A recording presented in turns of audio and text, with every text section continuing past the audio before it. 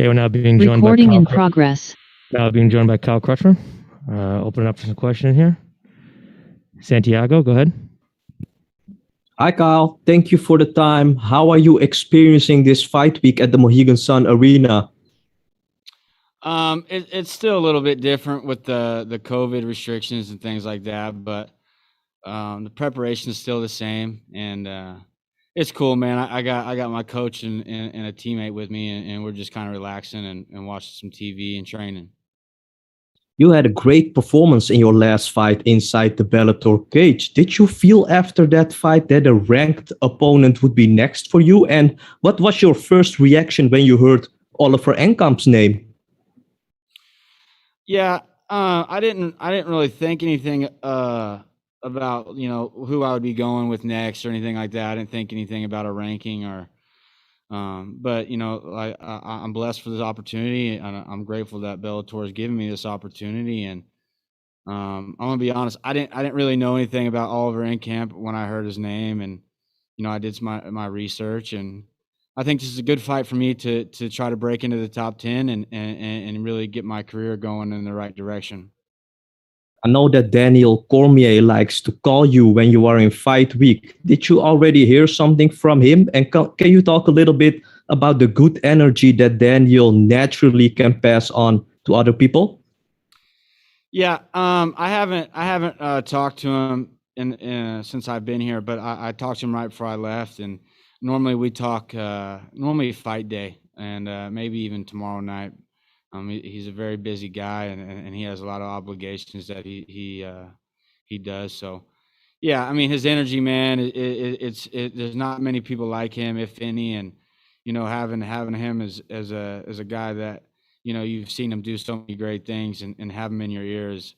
Not very many people get to see that or even get to be a part of something like that. So, I'm blessed, man. It comes from where we wrestled in college. We wrestled at the same university, and normally when you get to see those guys, we all have a lot of a lot of similar things that we do. So, yeah, it's cool, man. I'm blessed to have DC around and help me do this. Good luck on fight night, sir. Thank you. Kobe. Hi, Kyle. Good to talk to you. You too.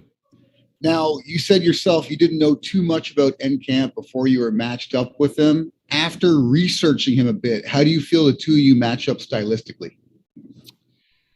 It's it's basic striker versus grappler.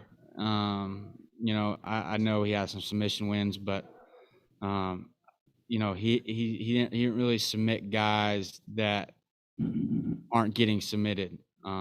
I'm not a guy that he's just going to be able to grab my neck and roll me over. So, I've been grappling my whole life, and, I grapple with some very, very, very, very high level grapplers in the AK gym.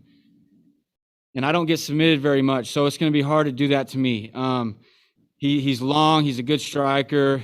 He's been doing this, a little bit longer than me. So, yeah, I mean, I think he's a good fighter, man. I think he's overall very well-rounded. He's been doing this a long time, and there's no disrespect towards this guy at all. I don't really know him. He hasn't said anything bad about me. So, I'm looking forward to going in there and getting in a fist fight with this dude.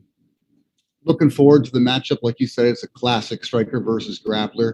You said he's maybe got a little more experience than you, but you're not counting Oklahoma State in that. So I'm looking to see this one come out as a grind. Yeah, I mean, that's all us wrestlers know, man. I wrestled at a very high level, and if you went and watched some of our college wrestling practices and the things that our coach had us do when I was in college, there's nothing that anybody that I'll ever compete against has even seen or even tried to do. So, wrestlers were just a little bit different when it comes to this stuff. I've wrestled in front of 42,000 people, 30,000 people, 25,000 people multiple times. So when you have that kind of experience, these guys haven't had that or felt that. And, just if they felt it one or two times, it's not the same. I've competed individually for almost 10 years now by myself out there. So I'm just excited, man. I'm a lot more comfortable than I've been so far. And I'm ready to showcase my new talents out here. Looking forward to it. Man. A couple more here, Pride. Hi, Pride from ASAP Sports. First and foremost, thank you for being here to answer some questions. Since you came to Bellator, you're 3-1. How important do you think it is for the momentum coming in against a top 10 ranked guy? Yeah, I mean, I think wins like this are obviously great, right? They're big deals, and you know, the momentum it does carry. But for me, man, I'm really just trying to get as good as I can and keep growing in the sport and trying to get, you know, the more experience I can get, the better I'll be. And but you know, every time I step into anything, you know, whether it's, you know, I'm playing ping pong with my friends or I'm fighting or I'm doing whatever, I try to win and I do the best I can to win. I'm a very competitive guy. I've been competitive my whole life. So, you know, my whole goal is to go out here and get my hand raised, and, you know, I'll worry about the momentum and things like that after this. I just, I'm focused on this dude. I've had a really good training camp, and I bust my ass for this shit. So, I'm just excited, man. I'm excited to get out there and, you know, showcase what I've been working on. Right. And obviously, as you said, you know, you've been doing this for 10 plus years. So it's not like this is going to be your first rodeo. Explain to us how you believe the energy and the atmosphere will feel, considering that this is a fight that a lot of people who have been following you and following Enkamp, they have some high expectations. Like you said, it's going to be striker versus grappler. So how do you think the environment and the emotions from all the fans there, how do you think that's going to be play a factor in? I, you know, I think they'll be excited. You know, it's two guys that, you know, are on people's radars, like you said, and, you know, he's a competitor, I'm a competitor. You know, I'm sure there's some respect from him as there is some respect for me, and, you know, I could see this being a very, very entertaining fight. You know, but my job isn't so much for the entertainment part right now. You know, once I break into the top 5, top 3, then that's when that will start happening. But right now, my job is to win fights and, you know, keep getting my hand raised, like I've said, and keep showing and proving to my family and my coaches that, you know, I'm here to do this, and this isn't just something that I'm doing as a hobby or try to be cool or try to be famous. I'm doing this to make a lot of money and as much money as I can to support my family and do the things that, as a family, that we've always wanted to do that we weren't able to do financially. So I've heard this guy say that he doesn't need the money, and you know, he has a good steady job at home and things like that. But that's where me and him are different. I look at this as, this is my life, and this is the thing that is going to get me to where I want to be as far as financially. So when you have a guy that thinks like that, I think you have a guy that's very, very, very scary and very, you know, aware of his you know, his abilities. And I'm just excited, man. I'm sure the fans will appreciate this one. All right, Carl, that's awesome, man. Thanks for the time. Recording stopped.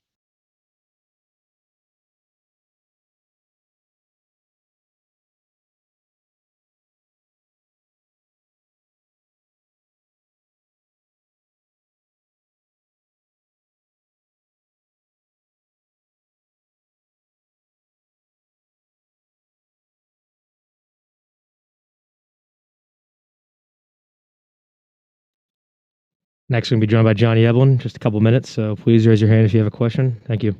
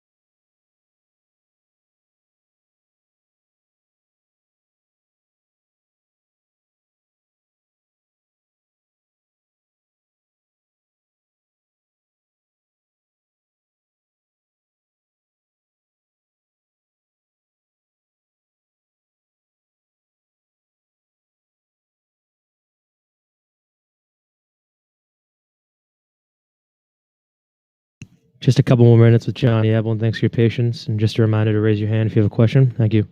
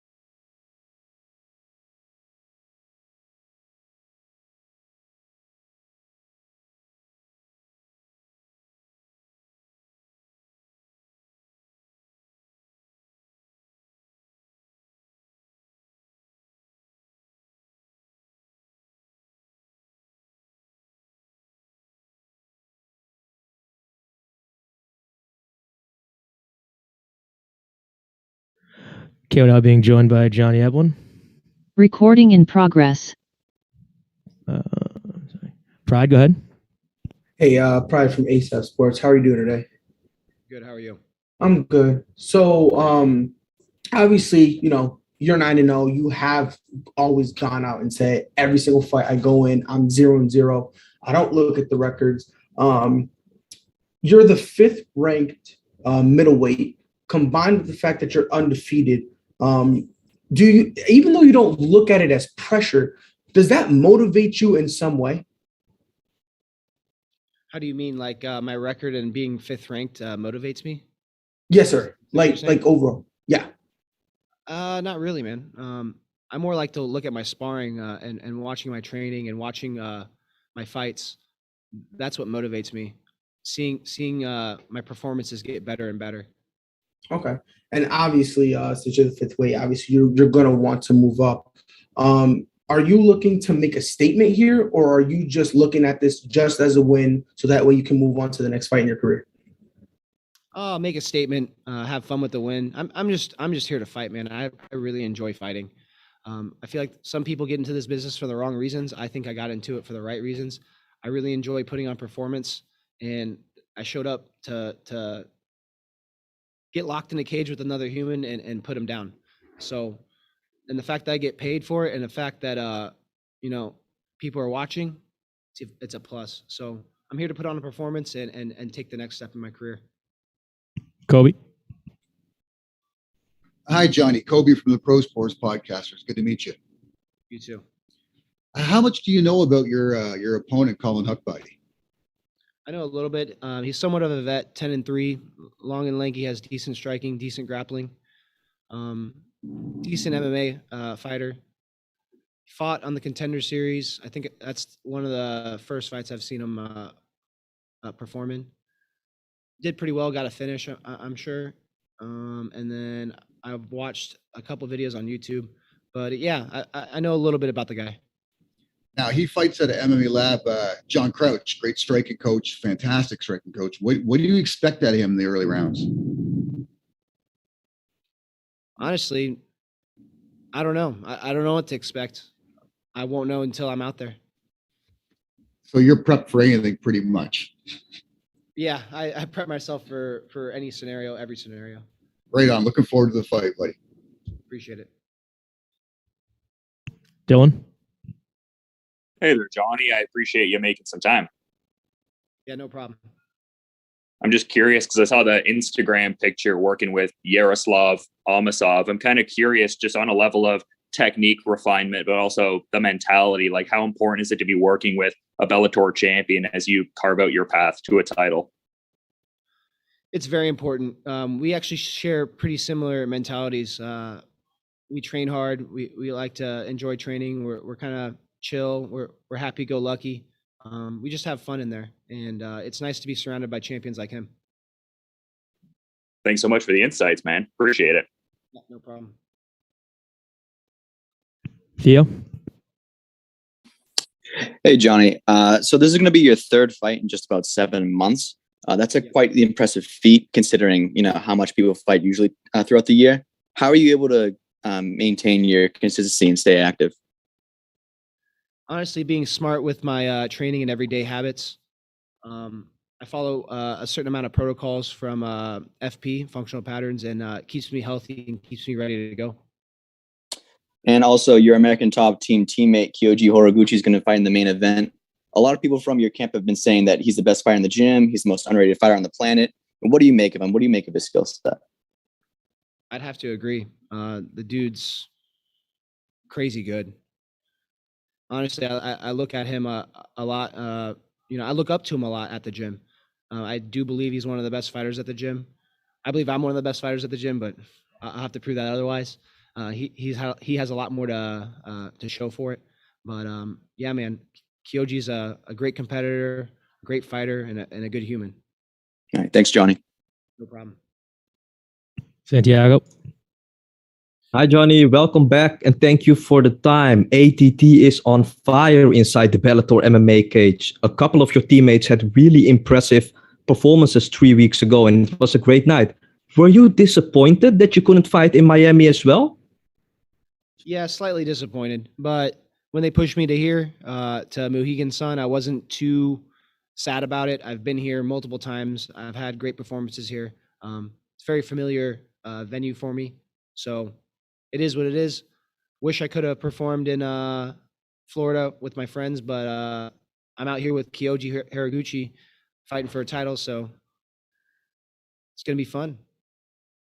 Was it Roman Feraldo who was responsible for the little mark under your right eye, Johnny? And how did your training camp go in general?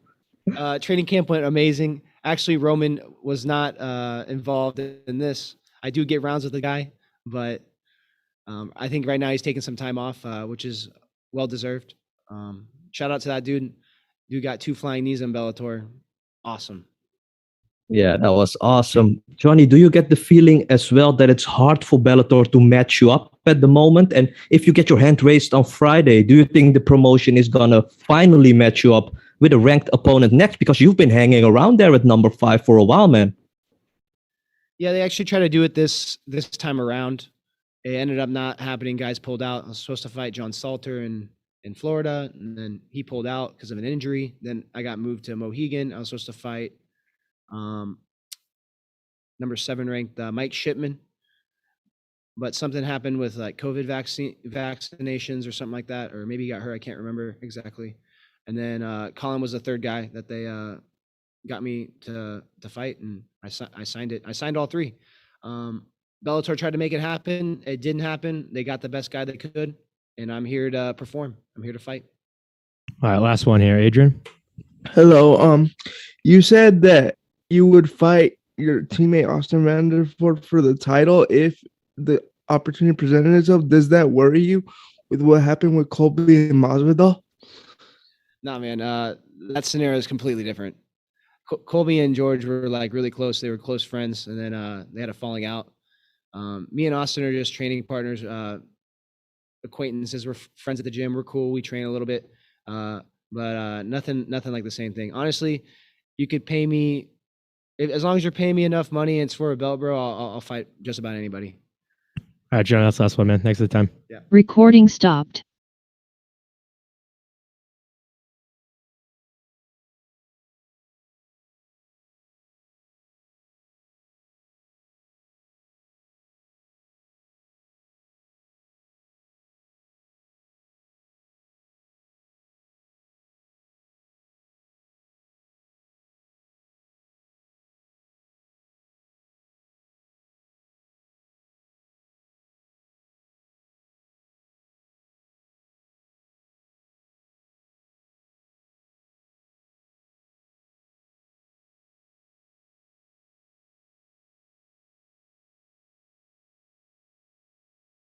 That's what I'll be. Next, we'll be joined by Jared Scoggins in just a minute. Just raise your hand if you have a question. Thanks, guys.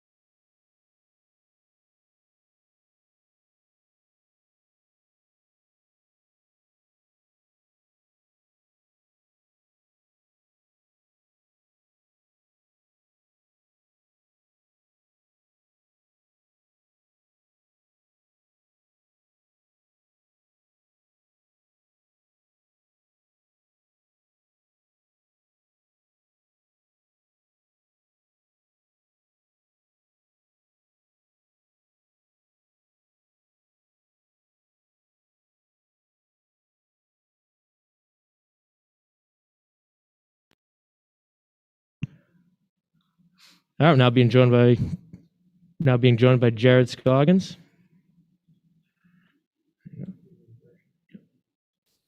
Hi, Jared. Kobe from the Pro Sports Podcasters. Good to talk to you, buddy. Recording in progress. Hey, what's going on, man? I'm good. I'm good. First of all, love the moniker. Gotta love the psycho name. That's awesome. Right? How does it feel to finally be making your debut in Bellator after a bunch of setbacks to get you here? Oh man, it's a long time coming, but I'm prepared. I'm fired up, man. I'm ready to go. And to appear on a card that's got such a high profile main event, there's going to be a lot of eyes on this one. How important is it you to go out there and put on a show? You know, I got to show that I belong at the top of the division. I got to outperform the main event, you know, so I got to show them that I belong in that main event spot. For those of the people watching that maybe don't know that much about you, what would you consider your top skill when it comes to MMA? I mean, I consider myself all around a pretty damn good martial artist, you know, so I wouldn't put my striking above my wrestling, above my jiu-jitsu. I'm pretty well-rounded. Right on, man. I'm looking forward to seeing you in the cage, buddy. Thanks, man. Pride, go ahead. Pride from ASAP Sports. So obviously, 5-fight win streak. Your first fight in Bellator, and you're fighting the 7th ranked guy. How do you feel like any type of bizarre pressure at all, or is this just kind of like another day in the office for you? You know, this is what I do, and you know, fighting a ranked guy like that, it kind of takes some of the pressure off. You know, I feel like he's got to have some pressure on his shoulder. He's got to go out there and show that I'm the newbie, I'm unranked, and but I'm gonna go in there and I'm gonna show I deserve that spot. Yeah, and your nickname, Psycho. A lot of people say that when you fight, you kind of live up to that, because it's almost as if when the cage door closes, people tend to see that there's a flick in you, and all of a sudden, you know, the guy that we see here that's all smiling and kind of like fun going kind of just goes away. So when that door closes, explain to us the mindset you get in to kind of tap into this guy that's on a 5-fight win streak. You know, it's completely different out here. I'm easygoing, chilling. In there, you know, it's all business. I'm in there to do one thing, and that's to beat up the guy in front of me. So you know, you gotta know how to flip that switch. Awesome. Thank you and good luck. Thanks, man. And Jared, you're 10-1, 4 knockouts. You're only 26 years old, and now you jump over here to Bellator. Do you think you're only scratching the surface of your potential, or where are you at in your career? Definitely, man. This is just the beginning. I'm not in my prime yet, and it's only going to get better from here. So what you guys see Friday, that's just the surface. All right, Jared, that's the last one, man. Thanks for the time. Awesome. Thank you. Recording stopped.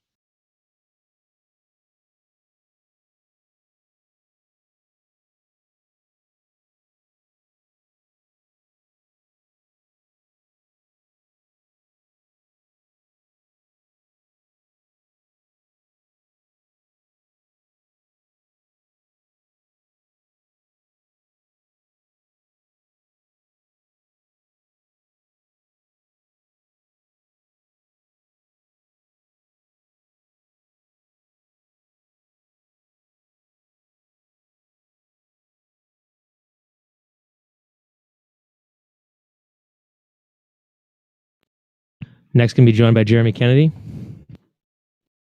Just a couple minutes.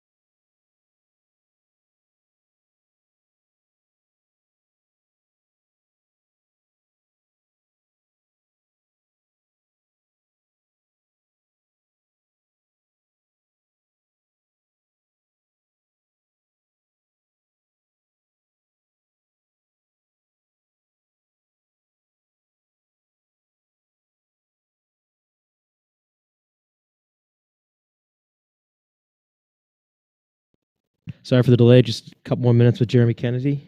Again, please raise your hand if you have any questions. Thank you.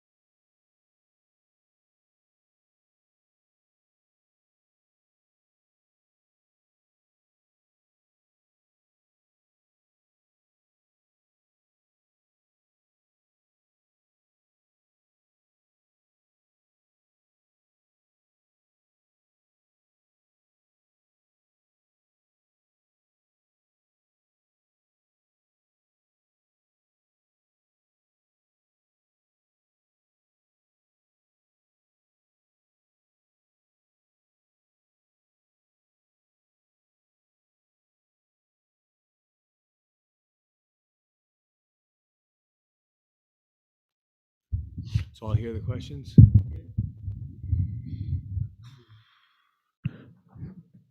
We're now being joined by Jeremy Kennedy. Kobe, go ahead. Recording in progress. Hi, Jeremy, Kobe, Pro Sports Podcasters. Good to talk to you. How's it going, man? Good, man. Good. Now, both you and Sanchez coming off a loss. Sometimes some fighters tend to overreact to that, but you're both veterans of the cage. I don't expect that from either of you. But is there anything you've done to sort of change your preparation during this fight camp or no?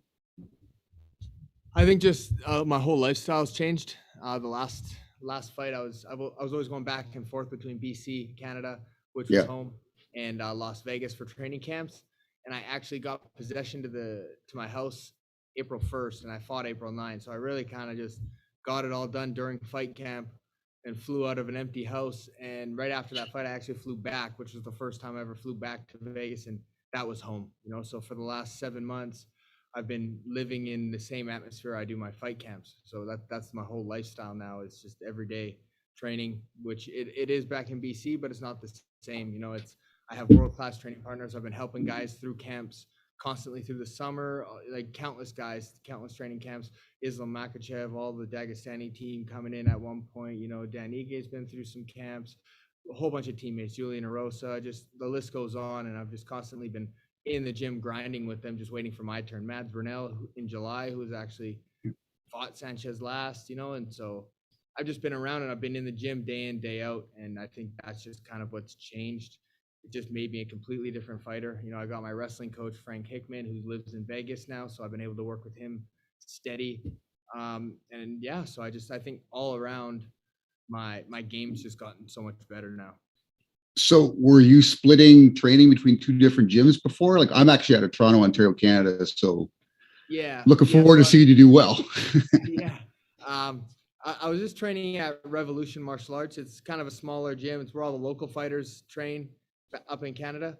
And I would just, whenever I'd be home, it's you know, you get caught up in life and family and friends and all that. And then I would do all my camp and all the bulk work out in Vegas. But then that all switched with COVID was a big part of it because we couldn't cross borders as easily and quarantining and all that. And so I did the mandatory 2-week quarantine, I think 3 or 4 times. And I was like, you know what, that's it. I packed up my everything, got my dogs, drove over, and I drove, I think it was 26 hours to Vegas. And I was like, I'm done. We're here now. So, and yeah, now it's just full time in Vegas. Right on, buddy. Looking forward to seeing the results. Thank you, man. Pride. Hi, Pride with ASAP Sports. How are you doing? Good, man. How are you? Good. So obviously, you know, you're coming off a loss. However, the person you're fighting is ranked above you. So are you looking at this more of a bounce back fight or just a fight to climb the rankings? Yeah, not even a bounce back fight. I think, you know, very competitive last fight. I believe I am the better fighter between Forks and I. I lost. That was a tactical error on my part. Fact of the matter is he got the win. He's ranked high. I'm not. But I think it just shows what Bellator sees in me. You know, first of all, giving me the Borks fight first when he was ranked, I think 3rd at the time. And then back-to-back fighting Emmanuel Sanchez, who's ranked 4th. You know, I think they know I belong at the top of the division. And I compete with these guys, and I fully plan on coming through and running through Sanchez and seeing what's next. And I can't really think too far ahead of rankings and where this is going to put me, but I just plan on, you know, getting the job done and being in the best possible position.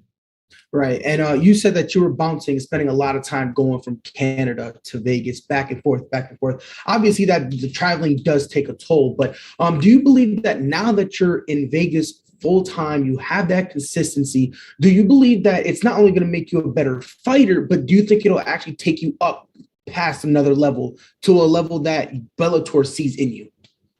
Absolutely. I think just from the connections to, like I said, grinding day in, day out in the gym, getting that much better, but also like knowing my body. Like there'll be times when it's like, I'm just doing technique all week, but I'm still doing technique with world-class guys every day. And I can do, you know, an extra 4 or 5 sessions because I'm not sparring anymore, you know, because I'm not fighting anytime soon. So I was getting like, you know, 3 sessions in a day every day, and you can kind of overtrain a little bit, but it's all quality work. And then I can recover, but it's not like I'm jumping on a plane and flying back home and sitting in quarantine, or I'm doing whatever back in BC just to stay busy and stay active and stay fit. Every session had a purpose. Santiago.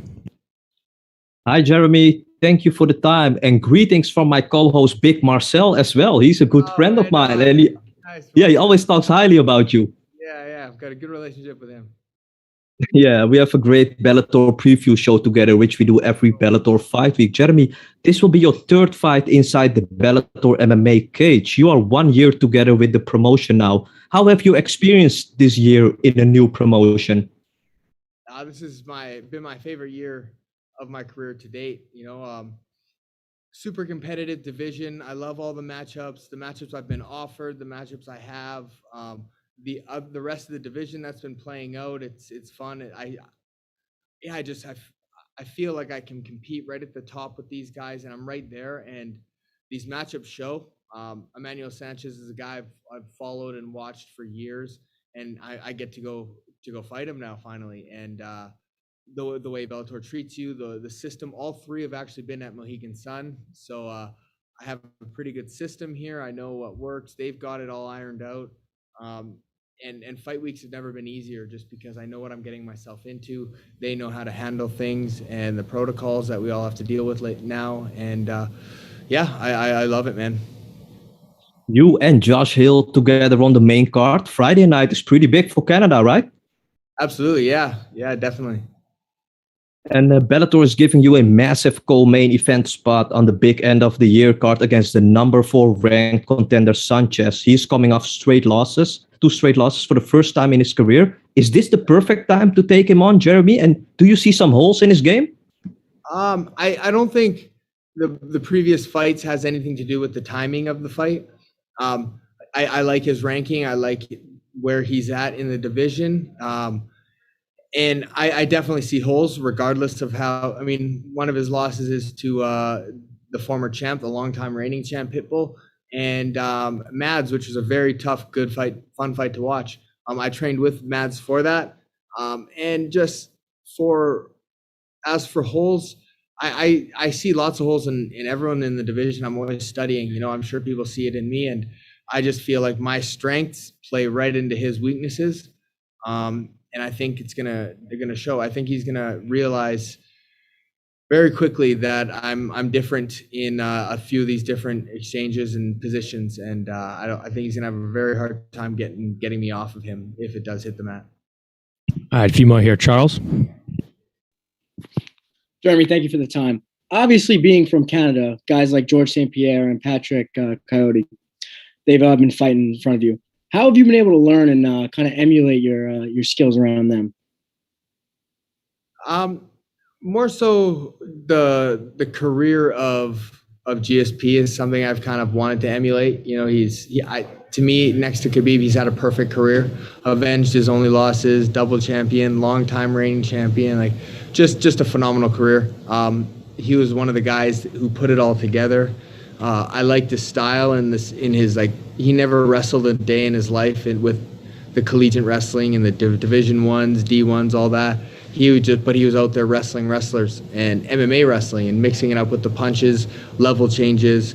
And that's what I've really based my game off of. If you've watched my tape, I can wrestle. I'm not afraid to wrestle with anybody, and I've never put a singlet on in my life. Thank you.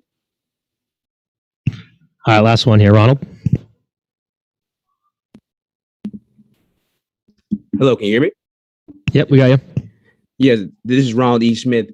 Jeremy, my question for you is, you brought up how the travel from Canada to Vegas for you, those hours that it took you to completely commit yourself to this full time. But just for yourself to elaborate on that, everything that's been going on with the pandemic, how was that mindset for you to fully decide that you're going to commit to Vegas and knowing to leave everything behind for this goal and this journey for yourself?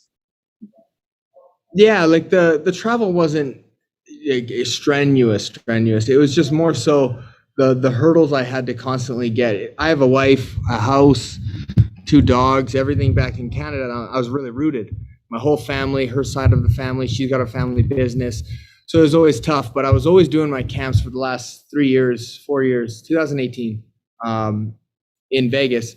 And so it was just a lot of time apart, you know, and even if I wasn't going back and forth, long distance relationships are mentally taxing, you know, so it was always bickering and trying to figure things out, and she's taking care of the dogs and whatnot. And then once the pandemic hit, it's hard, you know, with Canada's restrictions are 10 times worse than the US, and had to quarantine every time we go through. The land border was closed, so the flights were more expensive. Everything like that was just a lot harder. And it was a decision my wife and I have been juggling for a while, but then with Canada's regulations, you know, her yoga studios got shut down anyways. So we were kind of just sitting in BC and in quarantine doing nothing. So we're like, you know what, let's finally let's take the plunge, you know, and drove my dogs because of my work visa. I was able to cross the border, packed up the dogs, rented out our house. So we still own the house, but it's rented out. Got a lease down in Vegas and just made the full commitment move, which I'd already been, you know, my career is based out of Vegas for the last 3-4 years. I've been fighting in the top divisions for that long.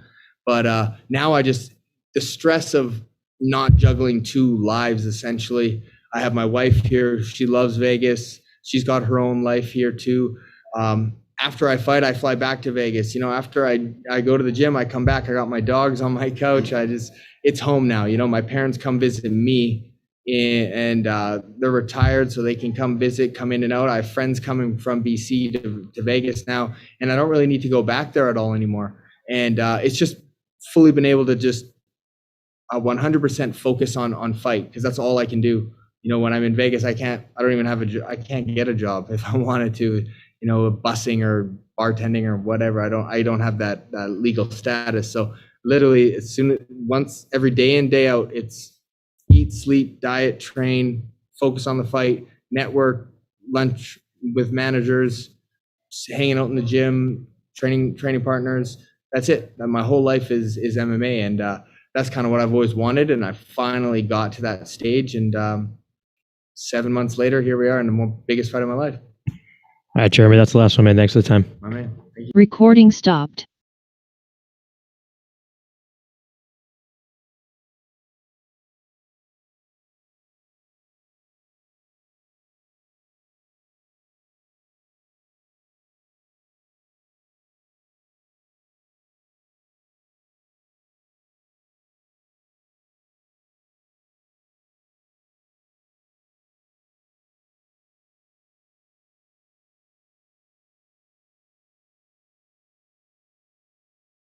Next, we're going to be joined by Kyoji Horiguchi. Once again, raise your hand if you have any questions, and he'll be with us shortly. Thank you.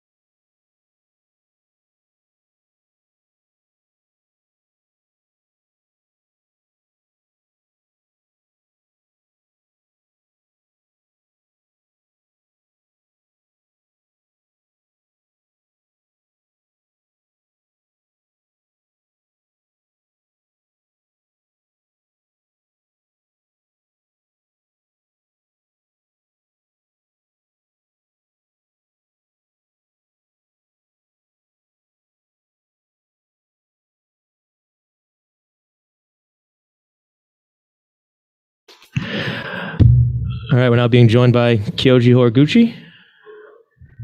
Recording in progress. Go ahead, Manabu. Yeah, so should I ask him by in English or someone in the translate to him? Yep, we have a translator. 教授君、はい。おはようございます。こっちか。おはようございます。です。今回、モヒガンさんで試合をするっていうことで、時差もないし、長い飛行機の旅もないんですけど、日本で試合をするときと比べて体調とかメンタルの面ってどんな感じでしょうか？どこで試合をやろうと。はい。At this moment, you don't have any jet lag from your house to this arena. What is your health situation? What is your condition? I mean that compare than fighting in Japan and US. どうすればいいですか、自分は。ちょっと待って。日本語？僕が高島さんのものを英語で戻して、英語で戻した後に日本語で戻してもらえれば、僕が英語で戻します。日本語で、はい。The person is asking that, if there any difference, the fight in Japan and, fight in this arena from your house, current house, Florida.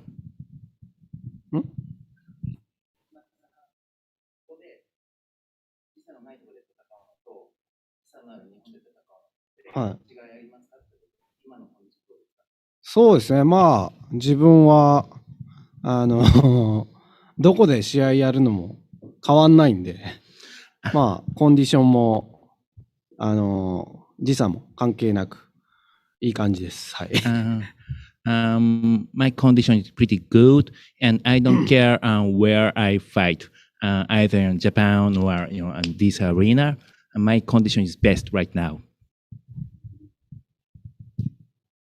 Okay, and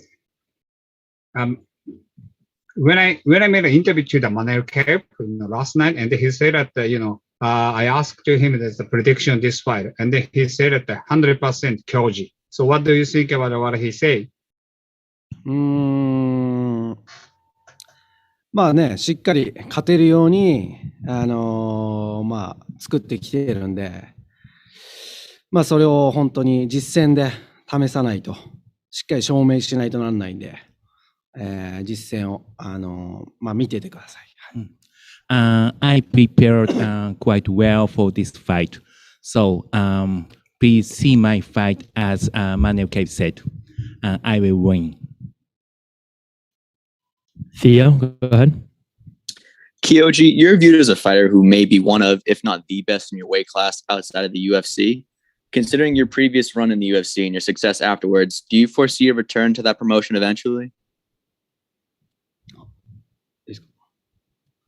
Excuse me, would you please repeat that? So you're viewed as a fighter who may be one of, if not the best in your weight class outside of the UFC. Considering your previous run in the UFC and your success afterwards, do you foresee a return to the UFC eventually? 日本語でいいんですよ。日本語でもいいですよ。はい。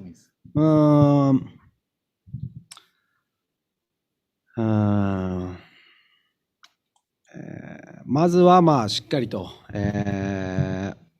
次の、ベルトを巻くことを考えてます。I will concentrate right now to get the belt back. I'm focusing on that point right now. All right, and last one from me. Dan Lambert has come out and called you the best fighter at American Top Team Gym.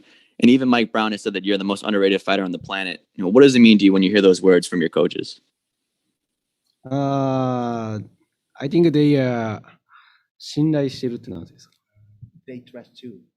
I think they trust me, so that's why. And always I'm inside gym, so that's why. Pride? Hi, Pride from ASAP Network.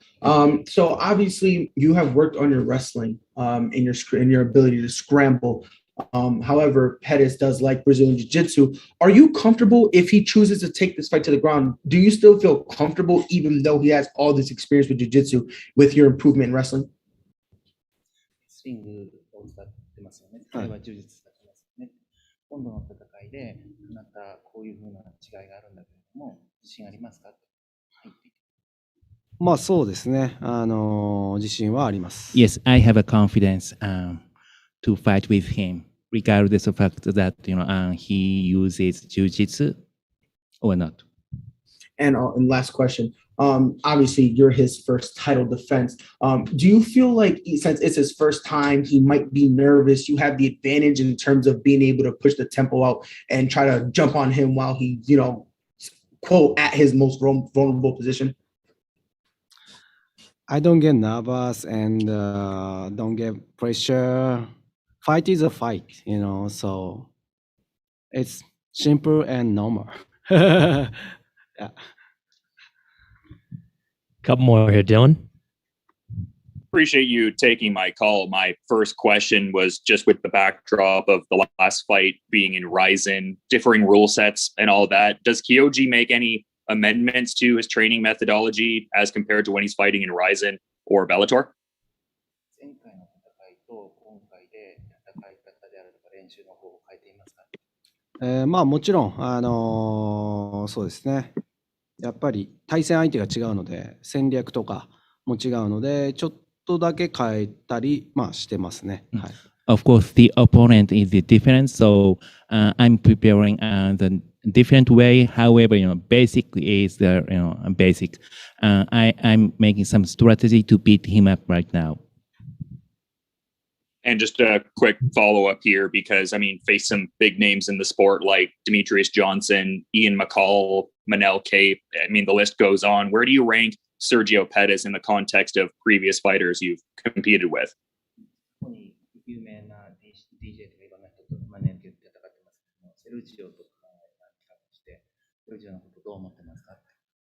No, he's a really great fighter because he has a belt right now. So I will get the belt back.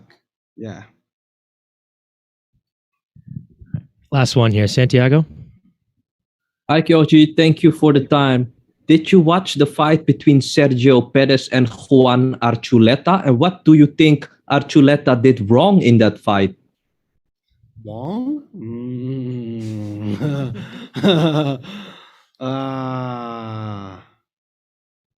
I don't know. I don't know. Yeah. Would it mean a lot to you if you could fight for the Bellator organization in your own country of Japan, Kyoji? Because that's one of the few things that you haven't done yet. What do you mean by that? Would you please repeat that? Yeah, so would it mean a lot to Kyoji to fight for the Bellator organization in his own country of Japan? Because that's one of the few things he hasn't done yet.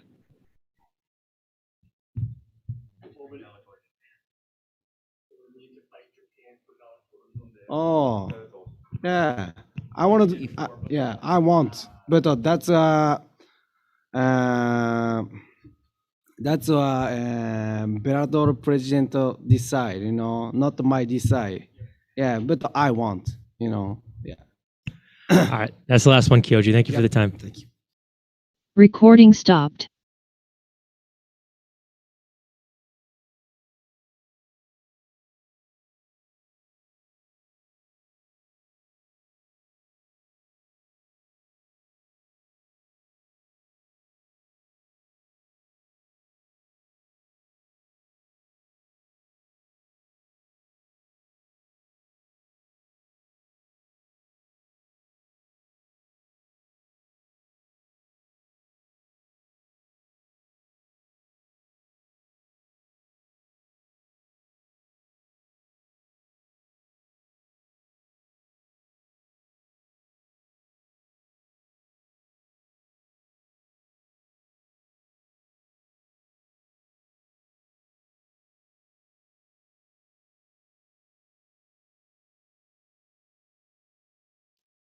Next, we'll be joined by Josh Hill in a couple minutes. So please raise your hand if you have any questions for him. Thank you.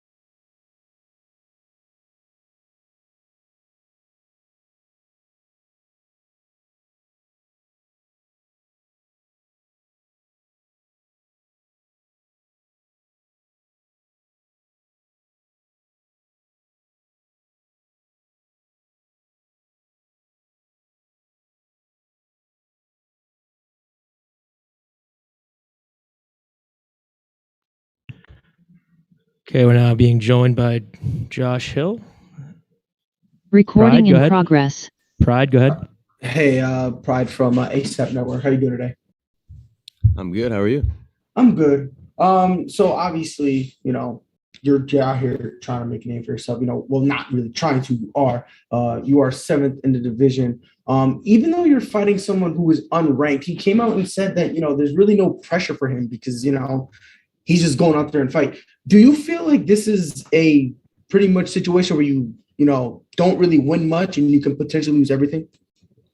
I thought about that, because I did ask for a ranked opponent.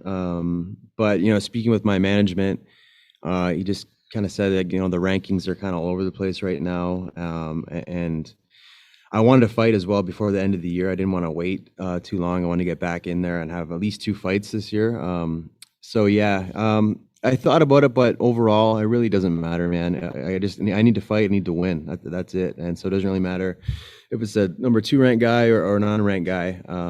Once we're in the cage, it's all the same. All right. And last question. I'm assuming after this, you would want a ranked opponent because at some point you're going to need something so that way you can move up and try to have any type of shot at the title, correct? Yes, absolutely.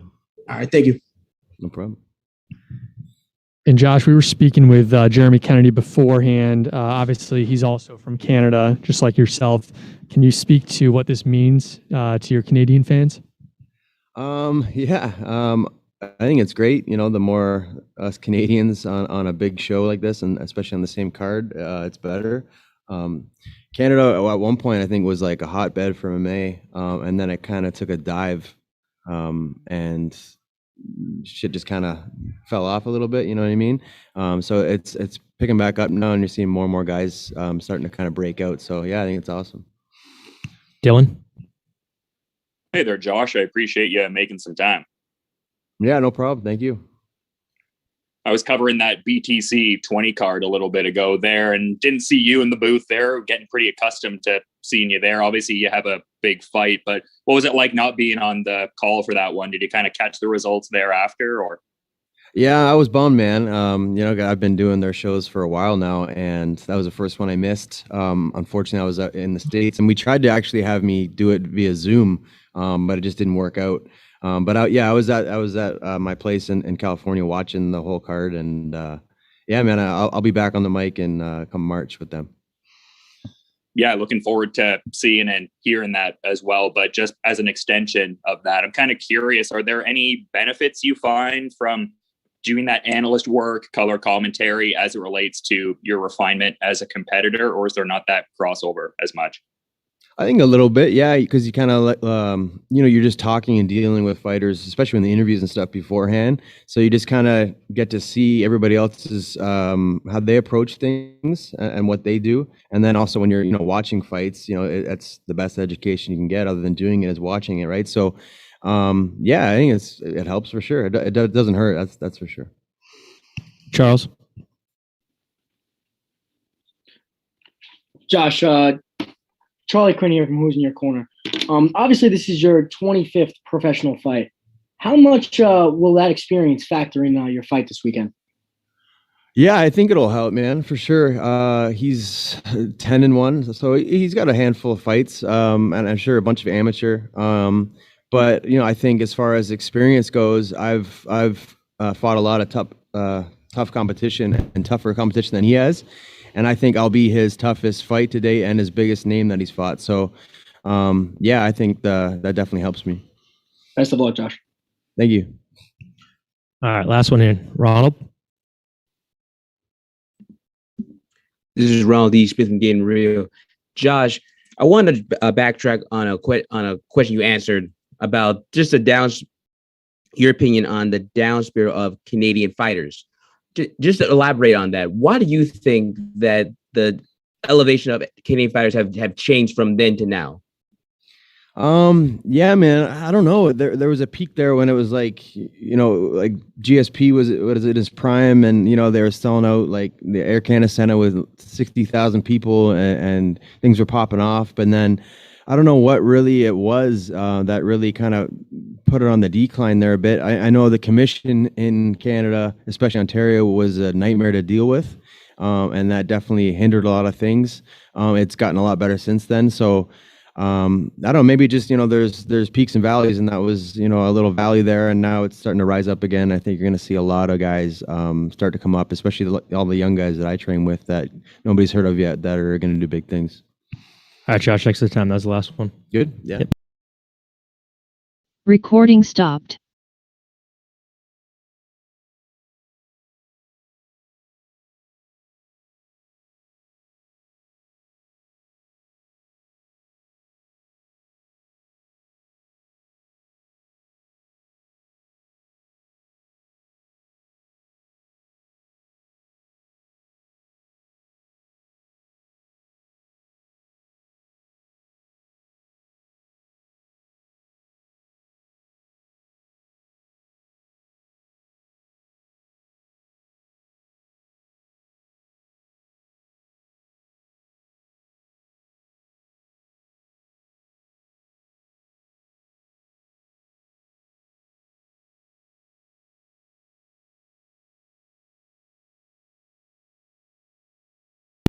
Next, we'll be joined by Oliver Enkamp.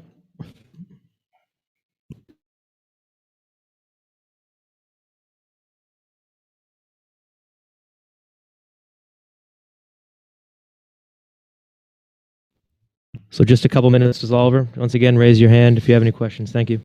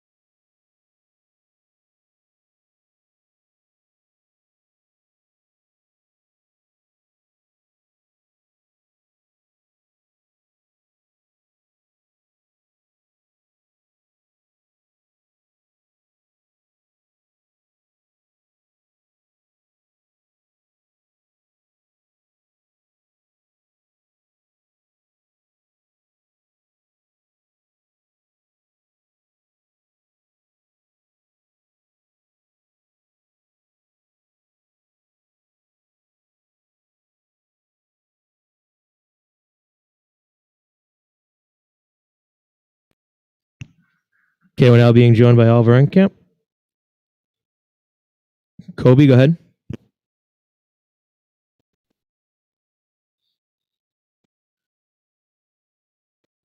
Recording in progress. Kobe.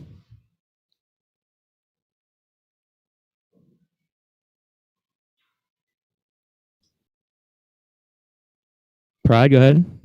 Hey, Pride from ASAP Sports. So obviously you're from Sweden.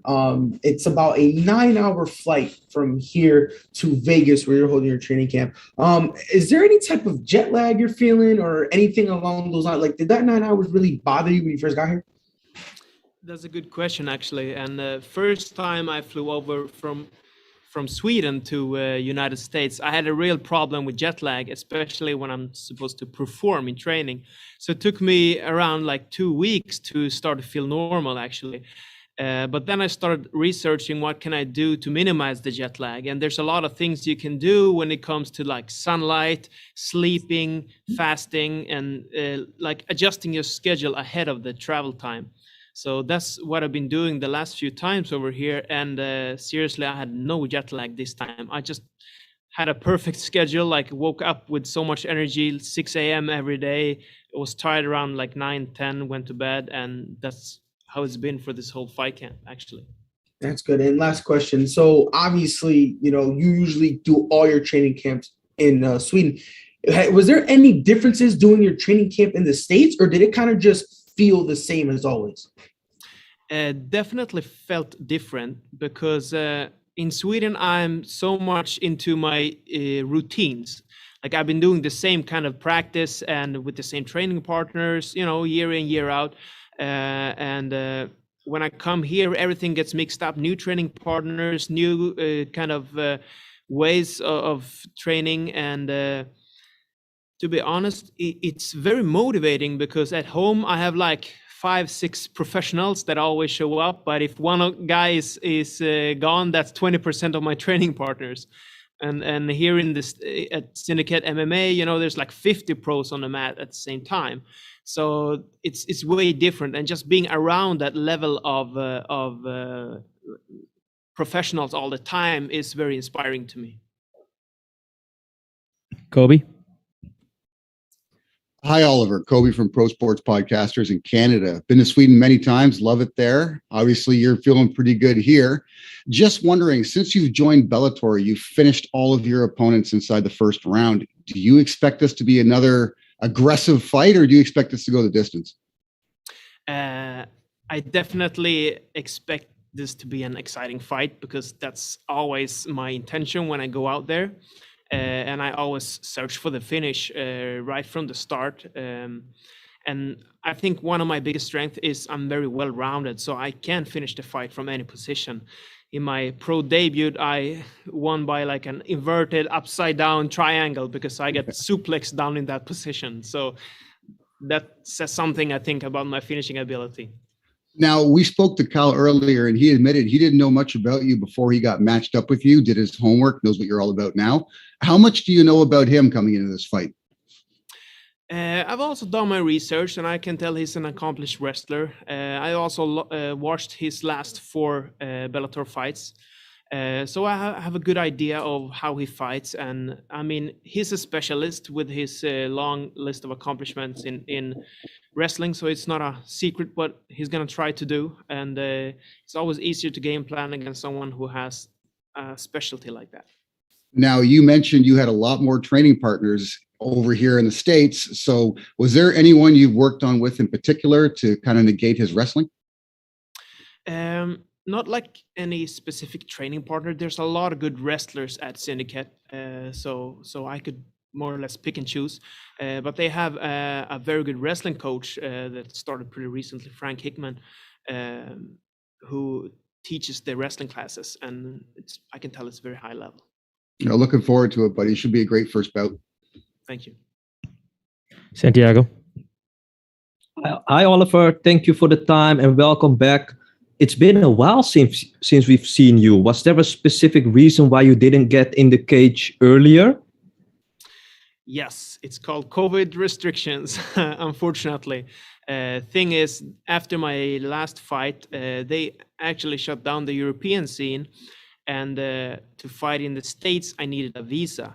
And the visa process turned out to be very long and complicated due to COVID restrictions because all the embassies closed. And you need to go to the embassy, obviously, to get an interview and get the visa stamped in your passport.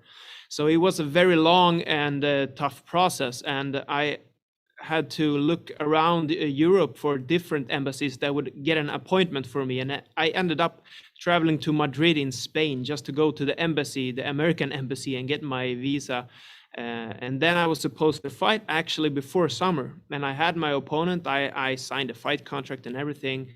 But 2 weeks before the fight, he pulled out. So the fight got canceled.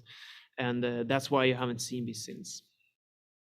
Did you bring your brother, the karate nerd, with you as well? And is he going to be on your corner on fight night? Yes, sir. He's a staple in my team, and he's sitting right over there, making a video log as usual. One of the best YouTube pages around, man. Good luck on fight night, Oliver. Always a pleasure talking. I appreciate it. Luis? Uh, Hi, Oliver. I'm Luis from MMA Pit. How important is for you to get the win, your fourth win in a row in Bellator, and your first fight in America? Yeah, I'm excited to put on a show for the American audience for the first time because all of my previous fights, even before Bellator, has been around Europe. And since the time difference, there's of course different audiences that's gonna tune in and watch. So this time is gonna be the opposite. And I'm not too attached to the results, to be honest. I have more of a long-term view of my career, so I don't get too attached to wins or losses as long as I feel I'm progressing and getting better with each fight. Of course, I want to climb up the ladder, and a win is always more fun than a loss. But as long as I feel I'm improving, I'm enjoying the whole ride, and I'm improving as a martial artist, it's a win to me. All right, last one here, Ronald. This is Ronald E. Smith from Getting Real. Oliver, you're not only just ranked number 10 in the welterweight Bellator, but also you're also a hero to also young little animals. I would love to hear your story after I caught on Instagram of you bringing this young partner to your team, Pickle. Talk about that whole experience of that. Yeah, so for those who are not familiar with this, when we drove home from practice the other week, there was a very rough-looking little dog walking by the road, and we didn't see any owner. We followed it for a while, and we got out of the car. At first, it got pretty scared, but then it came up to us, and they didn't have any tag or anything. So we took it home.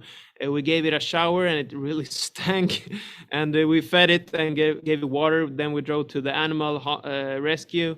And they could track the breeder, and the breeder could find the owner, and eventually the dog that we decided to call Pickle ended up with his rightful owner, and she is actually named Lily.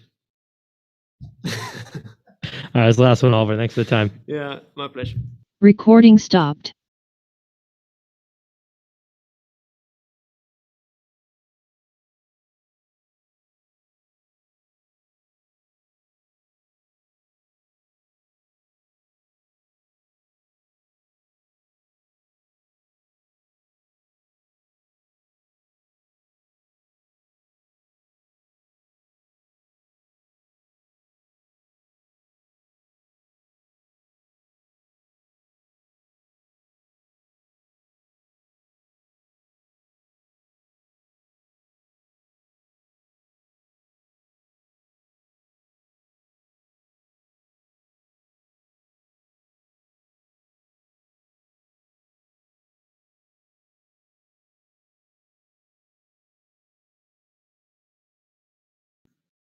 Next, we'll be joined by Emmanuel Sanchez in just a couple minutes or so. Once again, as always, please raise your hand if you have a question for him. Like I said, just a couple more minutes, so please be patient. Thank you.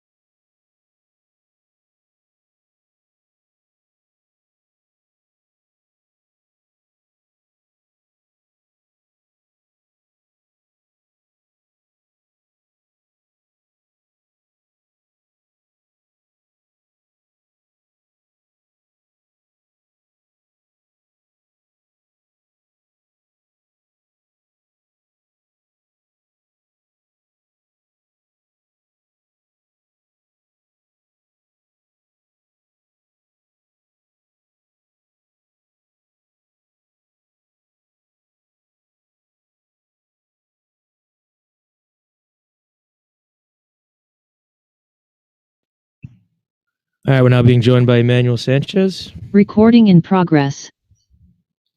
Luis, go ahead. Hi, Emmanuel. Hola, Emmanuel Sánchez. Soy Luis Morales de MMA Pit. Mucho gusto en volverte a hablar contigo. En volver a hablar contigo. Buenas tardes, hermano. Mucho gusto. Me lo voy a hacer la pregunta en español y en inglés. Esta es la primera vez en toda tu carrera que tú tienes una racha de derrotas. ¿Qué has podido aprender de esto? This is the first time in your whole career that you have losing streak. What could you learn about this situation? ¿Y quieres mi respuesta en español y inglés, verdad? Sí, por favor. Ajá.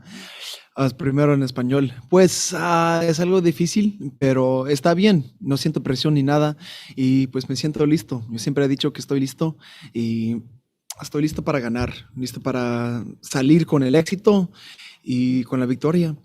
Y soy más sabio por lo que ha pasado y fue un grande aprendizaje pues contra mis peleas contra Patricio Pitbull y pues mi última contra Mads Burnell, pero pues ya aquí estoy para escribir algo completamente diferente. I had to learn a lot from my fights with Patricio Pitbull, recently with Mads Burnell. It's been a great learning process. It's been difficult, but I'm 100% focused and concentrated and ready to showcase who I really am and what I can do and come out with the victory this Friday night. Con un nuevo campeón en tu división, ¿una nueva pelea de cinturón se ve cerca para ti? With a new champ in your division, a new title fight seems close to you? Sí, hace unos años ya tuve la oportunidad de pelear contra AJ McKee y pues sufrí una lesión y pues el resto es historia, pero ya aquí estamos y sí, es lo que me da, estoy muy emocionado y pues ansioso para tener la oportunidad a pues quitar el título de él, pero primero tengo Jeremy Kennedy. I'm really excited that we got this new champion in AJ McKee, great fighter. We were scheduled to fight a few years ago and it didn't happen. It's actually the only fight I've ever needed to pull out from. And I know I'll get that back one day and I hope he stays on top. First and foremost is Jeremy Kennedy, and I'll work my way back up. Pride. Hi, Pride from ASAP Sports. So as you just said, the first time you and AJ were supposed to fight, you ended up having to pull out. Does that kind of, stick in the back of your mind, like, as in this is a fight you want, even if he wasn't the champion? Is that a fight you still want because you guys were supposed to fight at one point? Absolutely. Even out of all my amateur fights, I've been fighting on 13 years now, 10 years as a professional. This is my 10-year anniversary as a professional, and I've never had to pull out of a fight. That's the only one, and so that's definitely one I want back. It makes it even better that he's the champion now, and he's still undefeated. And now that we have this top 10 list, I want to win over everyone on that list. So he's not the only one. Everyone's on my list. Yeah. Last question. So obviously your teammate Sergio Pettis, very high profile title defense. Working alongside him and, obviously seeing his success, has that kind of inspired you and kind of put a little bit of extra motivation in you to get your own title shot? 100%. I've seen the growth and development from Sergio over the years, and it's been an amazing ride. I've been training with him since he was a teenager and helping him get ready for all his fights over these years and him helping me get ready for mine. And now here we are. It's time to shine, baby. Grind together, shine together. And we're finishing off the night strong. The co-main event, main event, we're stealing the show. Kobe. Hi, Emmanuel. You mentioned both you and Sergio have been coming up together. Did you work together in preparation for these fights or no? Or are you separate? Oh, 100%. We have to. We're only a weight class apart. Even though my opponent is taller and his opponent is shorter, we still, man, I'm always learning from him. Even though I'm older than him. I'm going to say I'm younger. I'm older than him, but I'm always learning from him because he's a lifelong martial artist. He's been doing this since he was 4. So I'm always trying to learn from him, and he's learning from me. It's not a race, it's not a competition, but I got my black belt before him, so in jiu-jitsu at least. But we know we're always helping each other in every department, and that's what we are. Really just blood brothers, man, going out and making it happen. Now, given the skill set of your opponent, do you see this playing out a lot on the mat as sort of a chess match? Yeah, absolutely. I feel like Jeremy's great at everything. He's a really great fighter. He's a tough Canuck, man. Hope no one takes offense to that, but I love Canada, eh? All my Canadian friends, and he brings it. That's why this makes such an exciting fight, because it's not like he's just going to look to just wrestle and control on the ground or just strike and stand and bang. It's a little bit of everything. So that makes for an exciting fight. So we're going to throw down.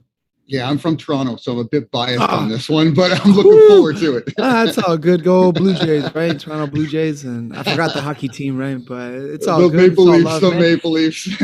Oh, Maple Leafs. There we go. Well, shout out to all my guys in Winnipeg and Toronto and everywhere in Canada, dude. I love Canada. Right on, buddy. Have a good one. You too, eh? Santiago. Hi, Emmanuel. Thank you for the time. It's always a pleasure talking to you, hermano.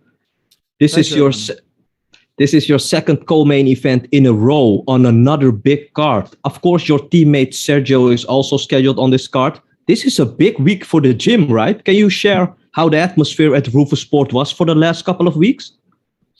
Huge. Like everybody's, I didn't know I was going to be the co-main event. That was a surprise. Some people were telling me that beforehand, and I'm like, oh well, whatever. I don't know. I figured maybe we'd be separated. I was ecstatic that me and Serge was going to be on the same card. That's something that I knew even coming after my last one, and somewhere around the fall, I was like, when Sergio scheduled the fight or one of the last cards of the year, I wanted to be on it. And sure enough, bang, here we are. And we're going to steal the show, man. So I'm sure everybody in Milwaukee and Rufus Sport is pretty riled up, and they're going to be tuned in. Jeremy lost against Adam Boric in his last outing. Did you watch that fight, Emmanuel? And did you pick up on anything that happened during that fight? Oh, yeah. I thought it was a great fight. Jeremy brings so much to the table, as well as Adam Boric, and that's why he's on the top 10 list for a reason, both of them. Such great fighters, man.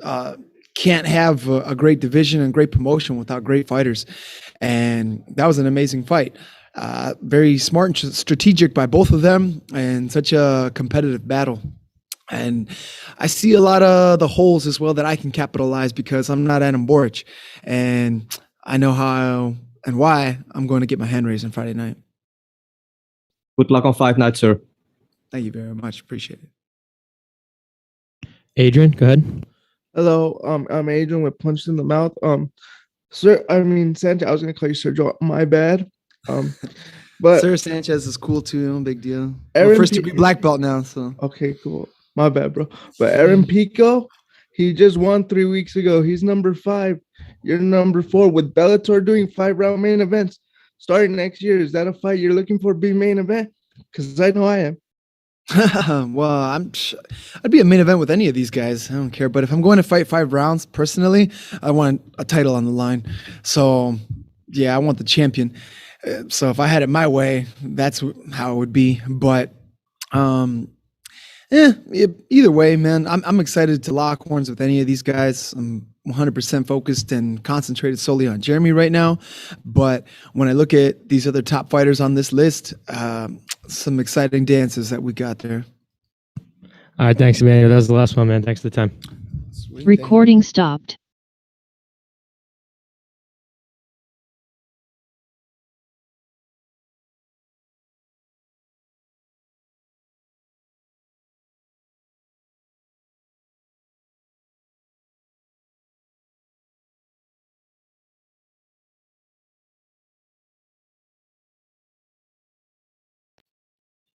All right, a couple minutes. We'll be joined by the champ, Sergio Pettis. Per usual, raise your hand if you have a question, and he'll be with us shortly. Thank you.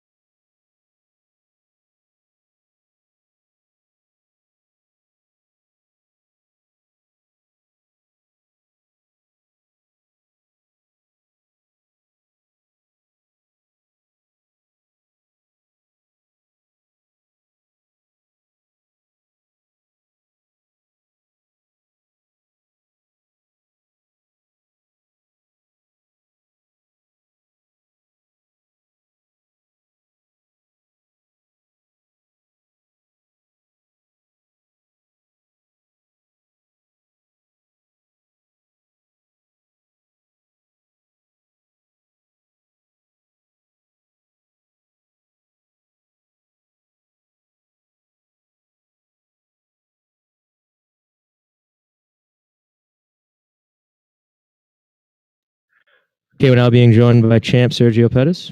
Recording in progress. Pride, go ahead. Excuse me. Pride from ASAP Sports. How are you doing today? Doing good. How you doing? Another day, another dollar. So obviously, you're the champion, right? And obviously, people need to respect you. Even though you do have a reach advantage, are you looking to take this fight more to the ground since you are, you're a black belt in Brazilian Jiu-Jitsu? Are you trying to take this to the ground, or do you kind of want to just stand and bang and prove to everybody that you can win a fight no matter what? Personally, I feel like my strong point is my stand-up. So, wherever it goes, I'm going to be ready. But I think my reach and my striking is going to be the beneficiary of this fight, where I could take advantage of that and really go out there and, really dictate the pace and the range. I don't waste any motion or emotions out there. So I'm excited. And tell us about this training camp. Like, a lot of people have been saying that nowadays the training camps have been kind of weird and awkward with all the COVID restrictions and all that stuff. So take us through the training camp. Like, was there anything that you had to do different, something that was just difficult, or have you been able to work like normal? I've been able to work normal. My gym's got it down to a T now. We did have some COVID restrictions at the beginning, but everything's got back to normal pretty much, honestly. And the team's been strong, man. I've had some really good help this camp. I've had Ren Hiramoto. He's a K1 kickboxer from Japan. Came out and gave me some really good details, some good looks, and I'm excited to go out there and show what I've learned this camp. Theo? Hey, Sergio. So you said recently that you want to have the opportunity to compete for the Rizin Bantamweight title, assuming that you beat Kyoji on Friday. Do you have any desire to compete in Rizin and other promotions long term, or would challenging for the Rizin Championship be more of a one-off for you?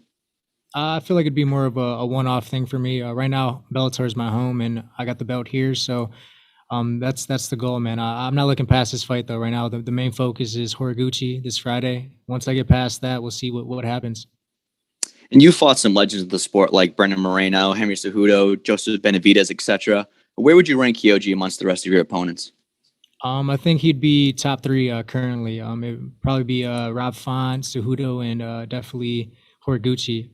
But I haven't fought him yet, so that's just how I rank him right now. So once I go out there and film him, I'll be able to truly rank him in all the tough people that I fought. And last one for me. This Friday will mark your 3rd straight fight at the Mohegan Sun Arena. Do you feel as though the familiarity of the location is an advantage for you?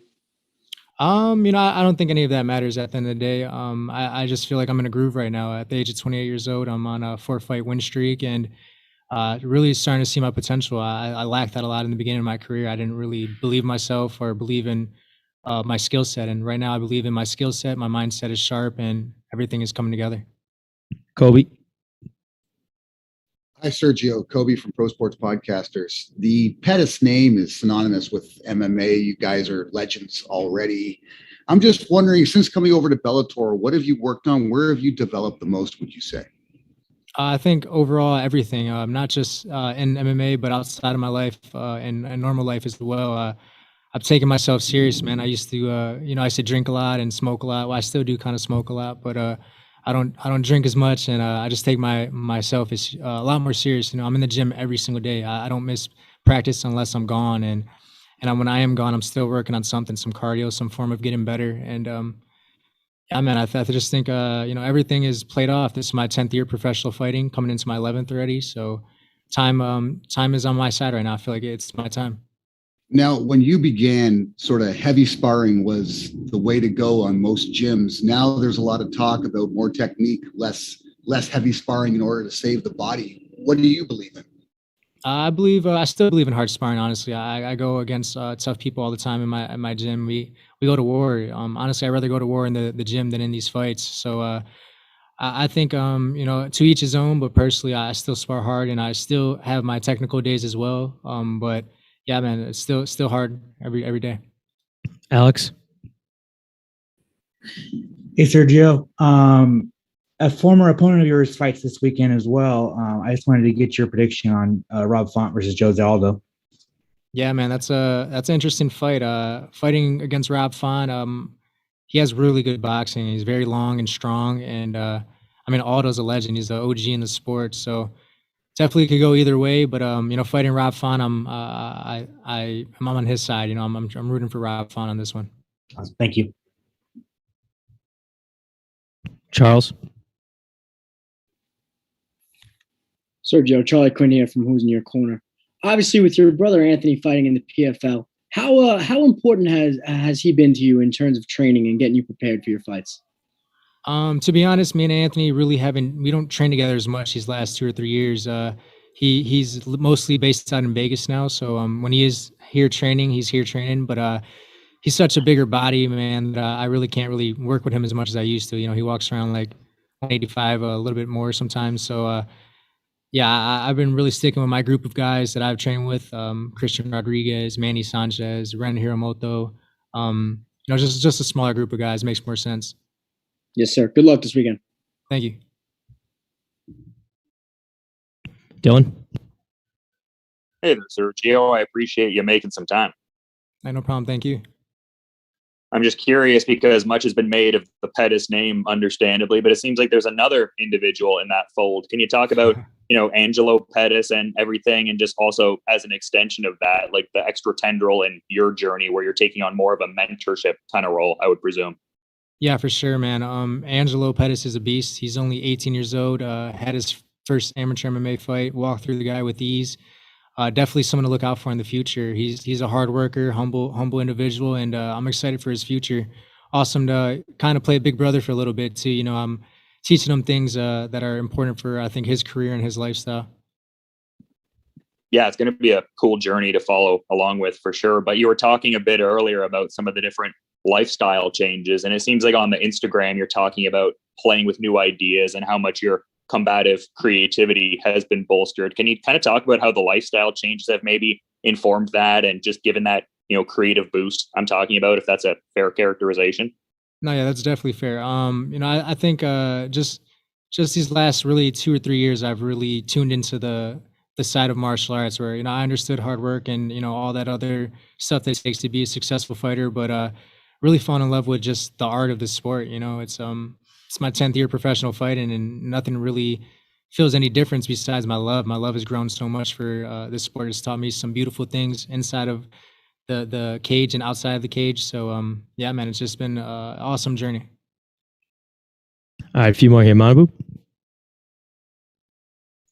Yeah. Sergio, thank you for taking your time. So can you let me know that, what is the biggest advice by Ren Hiramoto? Also, tell me the reason why are you asking him to be a corner, even his English is not so good?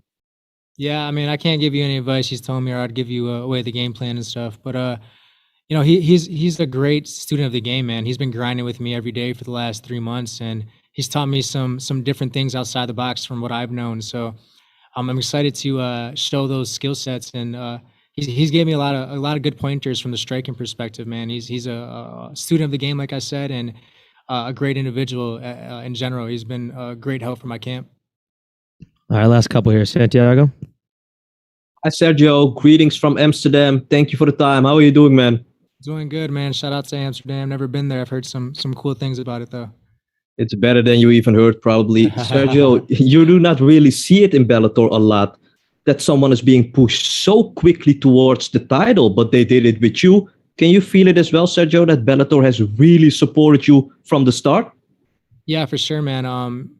I actually had a title shot earlier when I was in a fight. Ricky Bandejas, one of, I think, Patchy or Juan caught COVID, and they were going to give me that opportunity, and I just stuck with the route. You know, I knew I wanted to fight Ricky and get through that, and after that, I got my title shot. But definitely, they definitely pushed me, and I think it was for the better. You know, I'm ready for this moment, and I was at a good point in my life, in my career, where I could take advantage of that. You feel a lot better at 135 now. This was the move to make, right? Because you hung around quite long at 125, but you look like a complete other fighter at this weight. Right, Sergio? Oh, for sure. At 125, I was definitely feeling fragile, and just the mentality at 125 is a lot different, man. You know, it was tough weight cuts. I walk around about 162 to 165, so cutting down to 25 was about a 40-pound cut every time, and the individual I was back then wasn't as dedicated. So nowadays, I don't see heavy numbers like how I used to. So definitely the move to make. All right, Sergio, that's the last one, man. Thanks for the time. No problem. Thank you, guys. Appreciate it. Recording stopped.